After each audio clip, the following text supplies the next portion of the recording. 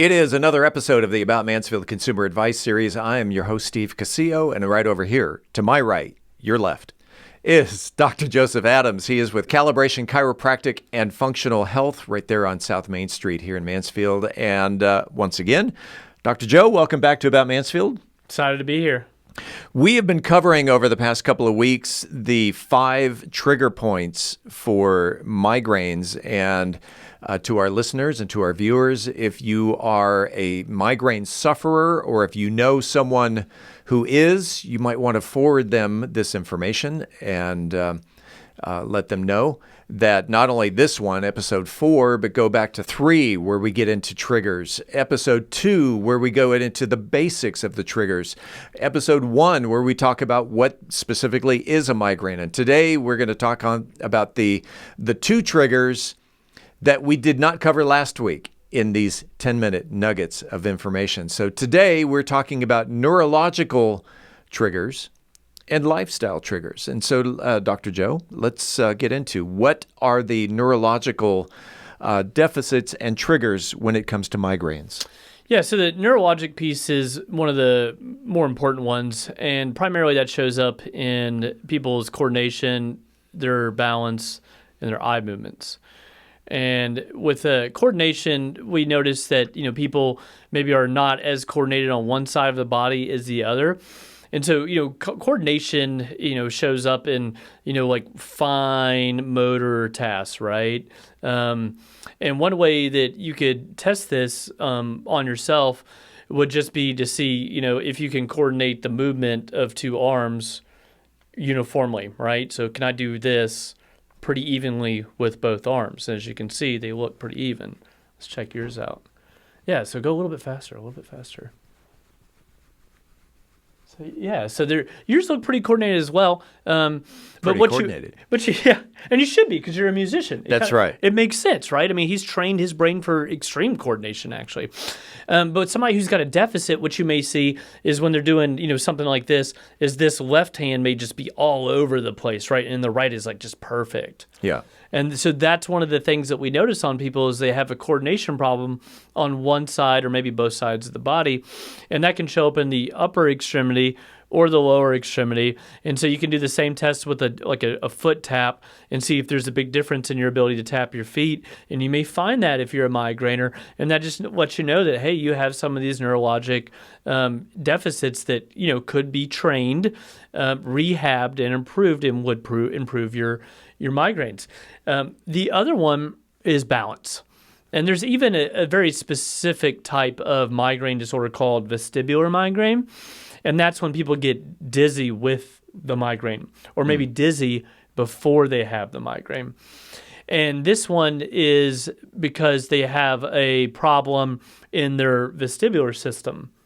Okay.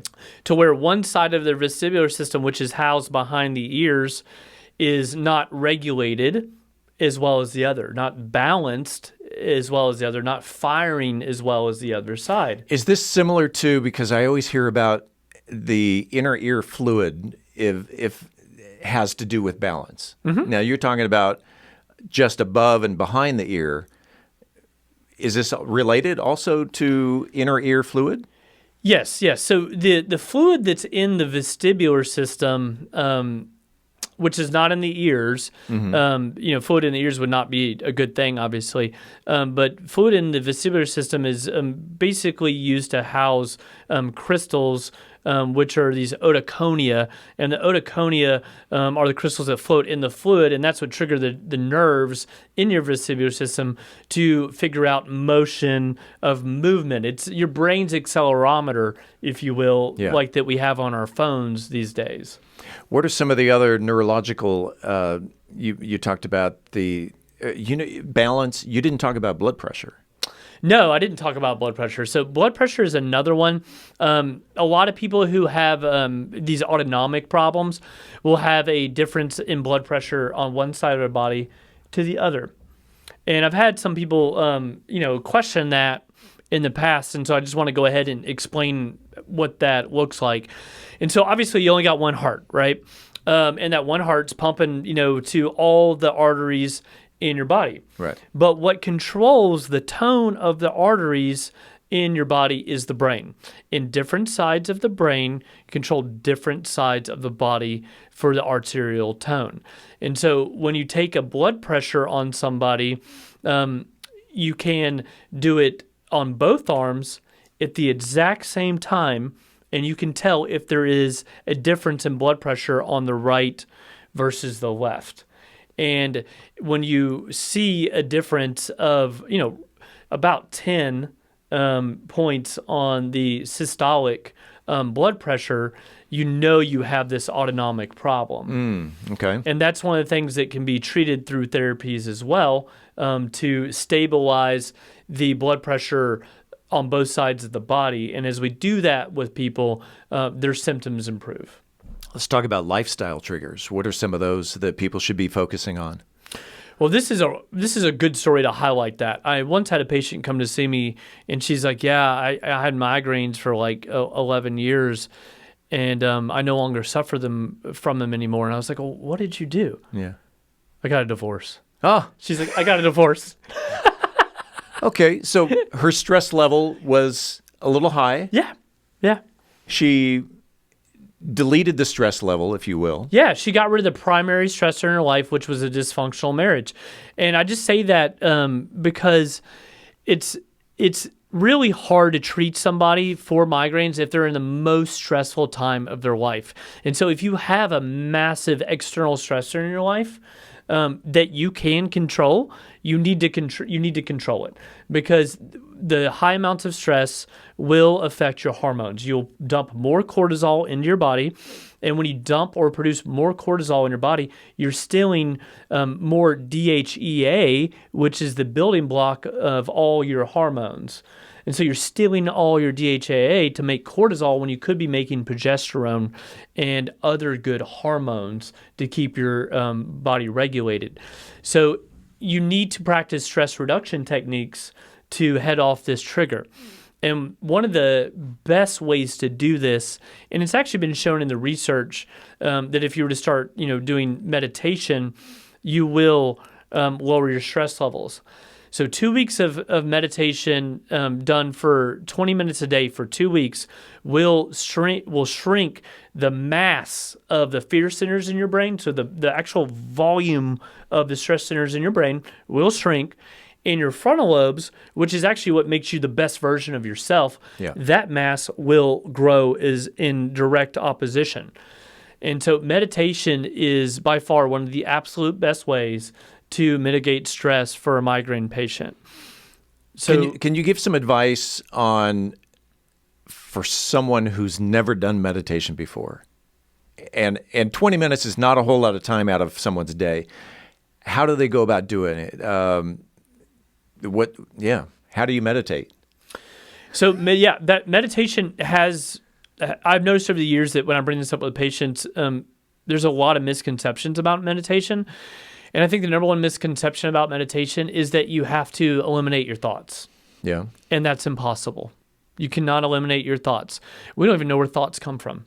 Like we don't understand this at all. And so you cannot suppress them.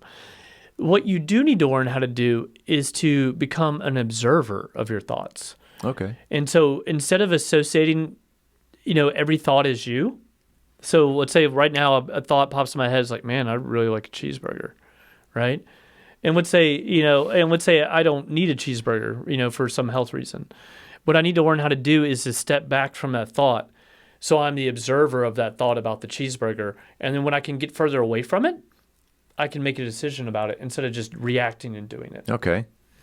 So meditation is really just focusing your mind so that you can be aware of what thoughts you're having and what experiences you're having in your environment. It's not about suppressing thought.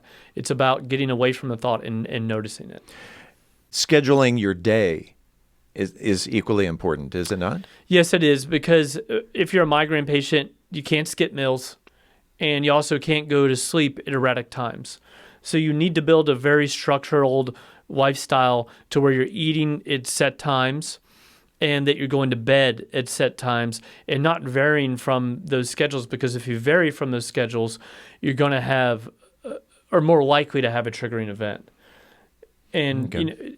having a structure can also make a place for stretching in your lifestyle, right? It can make a place for meditation in your daily life, or journaling, or prayer, or reading the Bible. Whatever it is for you, you need to make a structure in your lifestyle so that you can accomplish the things that will make you get better. Lifestyle triggers, neurological triggers. That again, if you suffer from migraines, if you know someone who suffers from migraines, the past 4 episodes are something that you really need to pay attention to. And these only are in 10-minute nuggets of information. So that's a coffee break while you're at work. So pay close attention to the five triggers that set off a migraine. Dr. Joe, if someone wanted to reach out to you, if they had more questions about migraines or chiropractic practice in itself, how do they reach out to you? The best way, if you're suffering from migraines or you know somebody who is just to go to our website at calibrationmansfield.com. We actually have a downloadable ebook that mentions all the 5 trigger groups and it helps guide you through ways that you can mitigate your migraines on your own to a degree. So I would check that resource out, and then you can just Google us in general, Calibration, Chiropractic, and Functional Health. We're on all the social media channels and YouTube, so we have a lot of content out there to help people. That is Dr. Joseph Adams. That is another 10-minute nugget of information of the About Mansfield Consumer Advice series. Dr. Joe, we're starting a new series next week, and we'll see you then. All right, we'll see you.